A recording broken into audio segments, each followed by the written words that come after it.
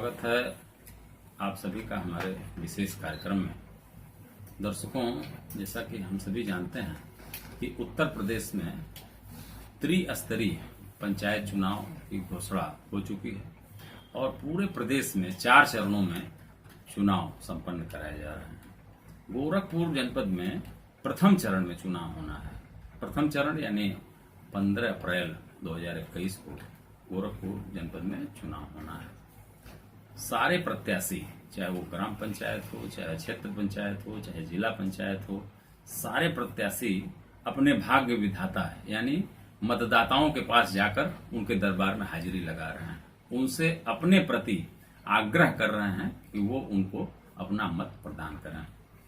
इसी दिशा में हमारा भी एक प्रयास है कि हम प्रत्याशियों के व्यक्तित्व को आपके समक्ष रखें कि आपका प्रत्याशी कैसा है, आपको ये अवसर मिल सके, आप जान सकें कि हमारे प्रत्याशी में कौन कौन से गुण हैं, क्या उसके अंदर प्रतिभा है, क्या उसके अंदर मतलब जज्बा क्या है, किस तरह से वो समाज का सेवा करेगा।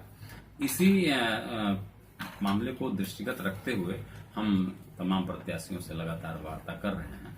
आज हमारे साथ गोरखपुर जनपद के ग्राम पंचायत माधनपार में ग्राम प्रधान पद का चुनाव लड़ रहे अश्वनी राम त्रिपाठी जी, जिनको राजू बाबा के नाम से भी लोग जानते हैं, वो हमारे साथ हैं और उनसे हम आज बात करेंगे और ये जानेंगे कि किस तरह से वो मतदाताओं के बीच में जा रहे हैं, क्या है उनका एजेंडा। ग्राम प्रधान पद पर अगर उनका चयन होता है तो किस तरह से वो गांव की सेवा करेंगे, उसी पर आज हम बातचीत करेंगे। अश्वनी राम जी, आपका हमारे कार्यक्रम में स्वागत है। सबसे पहले मैं, जैसा कि अपने दर्शकों को मैंने बताया कि आपका नाम मैंने बता दिया, अब आपसे मैं ये जानना चाहूंगा कि आपके माता पिताजी का क्या नाम है, आपका जन्म कहाँ हुआ, कब हुआ और आपकी जो प्रारंभिक शिक्षा हुई वो कहाँ से हुई, तो वो आप बताइए। सबसे पहले आप बताइए कि आपका जन्म कब और कहाँ हुआ। सर्वप्रथम तो सभी हमारे भाई मित्रों को हमारा नमस्कार। बहुत बढ़िया, मेरा पूरा नाम अश्वनी राम त्रिपाठी, लेकिन लोग मुझे राजू बाबा के नाम से जानते हैं। बहुत अच्छा। मेरा जन्म माधनपार ग्राम में हुआ। क्या है आपका डेट ऑफ बर्थ? हमारा डेट ऑफ बर्थ जो है वह 10 अगस्त 1982 है। 82, बहुत अच्छा। आपके माता और पिताजी का नाम क्या है? हमारे माता जी का नाम श्री राधिका त्रिपाठी है और हमारे पिताजी का नाम श्री राम शिरोमण त्रिपाठी है। अच्छा तिवारी जी, आप ये बताइए कि आपकी जो प्रारंभिक शिक्षा हुई, प्राथमिक शिक्षा, वो कहाँ से हुई? आप कहाँ से पढ़ाई आपने शुरू किया था? हम सर्वप्रथम हमारा प्राथमिक शिक्षा हमारा विवेकानंद एक जूनियर हाई स्कूल है माधनपार में, वहाँ से शुरू हुआ। अच्छा, उसके बाद आपने कहाँ तक शिक्षा ग्रहण किया? हम उसके बाद इंटर तक की शिक्षा 5 तक वहाँ पढ़े। 5 के बाद हम 6 से और इंटर तक हम इंटर कॉलेज माधनपार में आपने पढ़ा, यानी इंटर तक की आपने शिक्षा ग्रहण किया।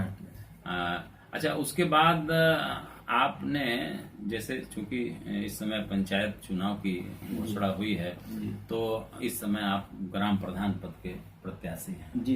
कैसे आपको प्रेरणा मिली, क्या इच्छा थी कि जो है हम ग्राम प्रधान बने, कैसे आप जो है इस दिशा में अग्रसर हुए, क्या जज्बा लेकर के आप आए हैं?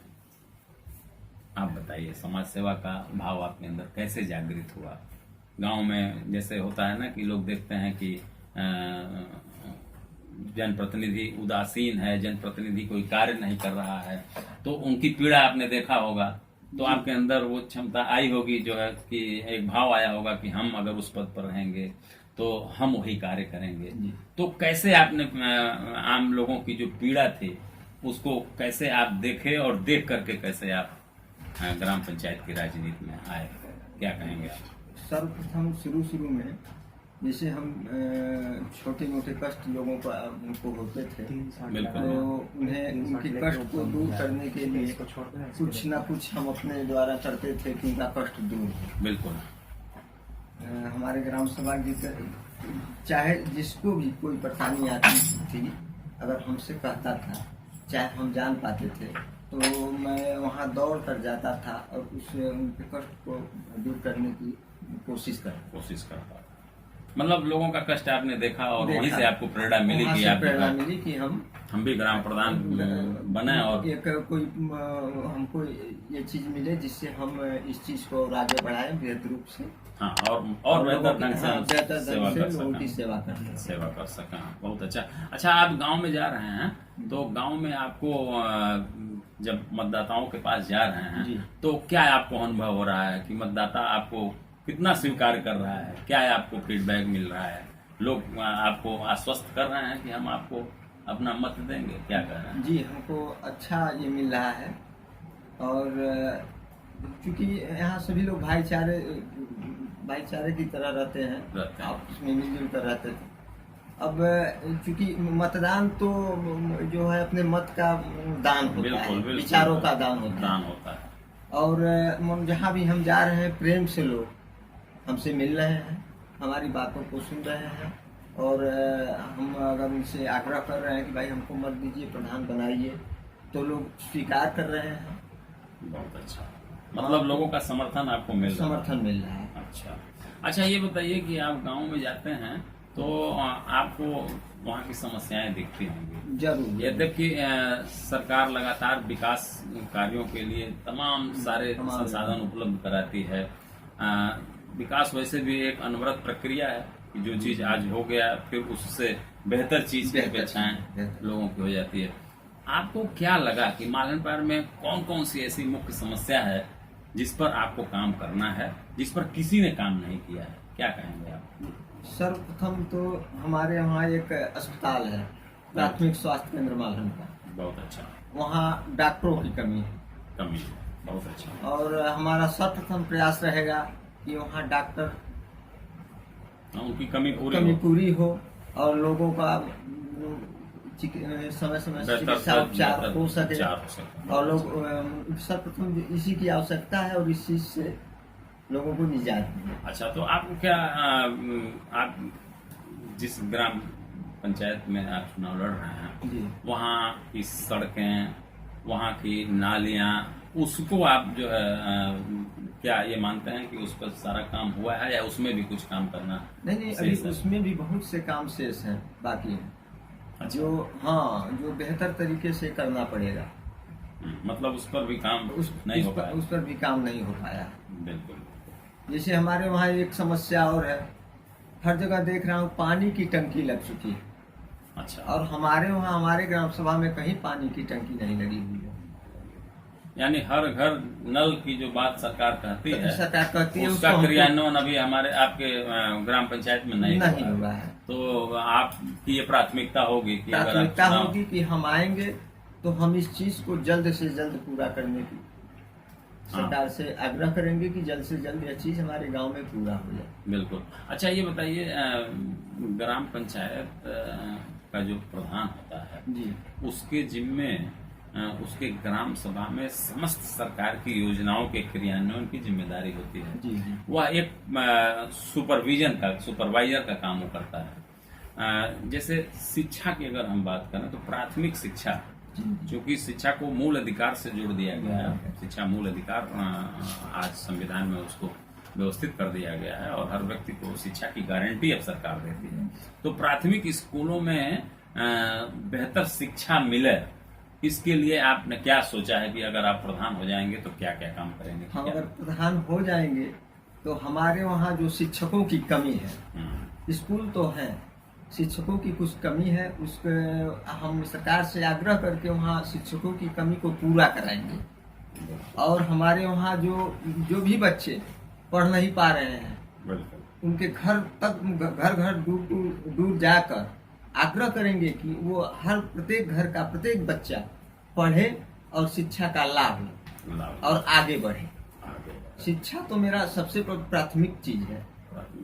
बिल्कुल। अच्छा, ये बताइए अगर हम जैसे आपने कहा कि चिकित्सक जो है यहाँ उसकी कमी है, एक चीज और जो है सरकार कहती है चिकित्सा के क्षेत्र में, चूंकि प्रधानमंत्री जी ने दुनिया की सबसे बड़ी स्वास्थ्य बीमा योजना आयुष्मान भारत जो है इस देश में लागू किया, जी। उसका लाभ लोगों को मिल भी रहा है। सरकार का ये कहना है कि ग्रामीण स्तर पर जो प्राथमिक स्वास्थ्य केंद्र या सामुदायिक स्वास्थ्य केंद्र बने हैं, चिकित्सक वहां रहे, रात्रि विश्राम करे। अक्सर देखने में ये आता है कि चिकित्सक वहां नहीं रहता है, तो इस दिशा में आप क्या करेंगे कि चिकित्सक वहां रुके? तो उसके लिए आपने क्या सोचा है, क्या आप कहेंगे? इसके लिए हम यही कहेंगे, सरकार से रिक्वेस्ट करेंगे कि चिकित्सक को रुकने के लिए उनका जितना भी ये होता है, जो सुविधाएं होती है सरकार दे, और हमारे वहाँ ज्यादा से ज्यादा चिकित्सक रुके, और हमारे जो भी भाई बीमार पड़ते हो, ये होते हैं, जिन्हें रात को भी ये सेवा मिले। वो रुकेंगे, जब रुकेंगे तभी मिलेगा, तभी मिलेगा। तो इस दिशा में भी आपका जो है हाँ, इस दिशा में भी हमारा प्रयास होगा।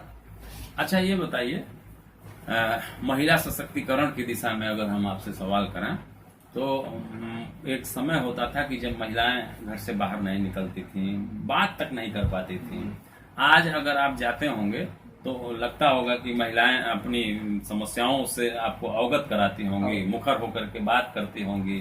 तो कितना परिवर्तन आप देख रहे हैं महिलाओं में, कि वो कितना मुखर हुई हैं, अपने अधिकारों के प्रति जागृत हुई हैं? क्या कहेंगे आप? वोट मांगने जाते हैं तो महिलाएं भी तो आपसे सवाल जवाब करती होंगी। करती हैं।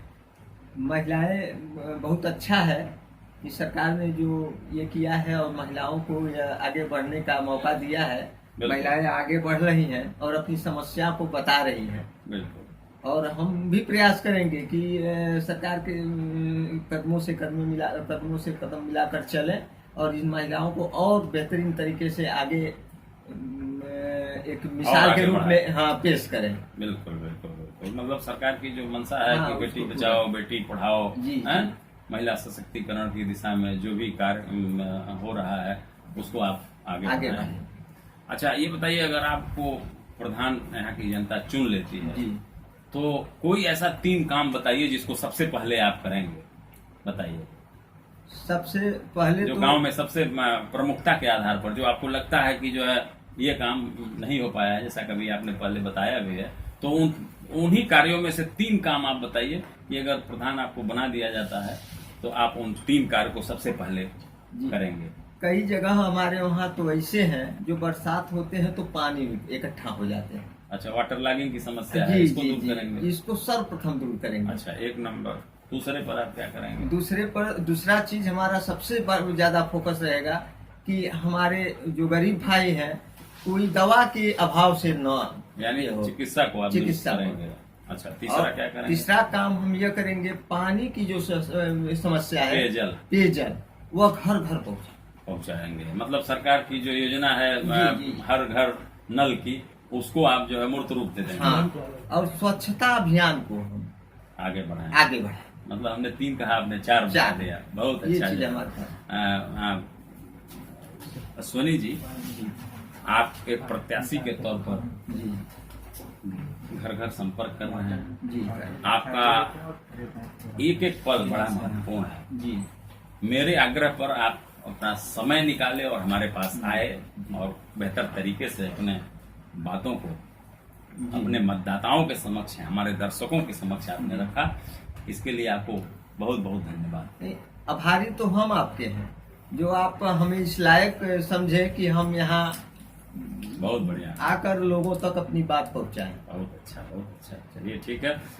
दर्शकों, आपने देखा कि एक युवा प्रत्याशी जो ग्राम पंचायत प्रधान का प्रत्याशी है और घर घर जाकर के अपनी बातों से मतदाताओं को अवगत करा रहा है। अश्वनी राम त्रिपाठी जिनका नाम है, वो यहाँ आए।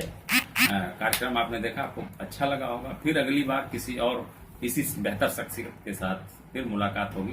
तब तक के लिए नमस्कार।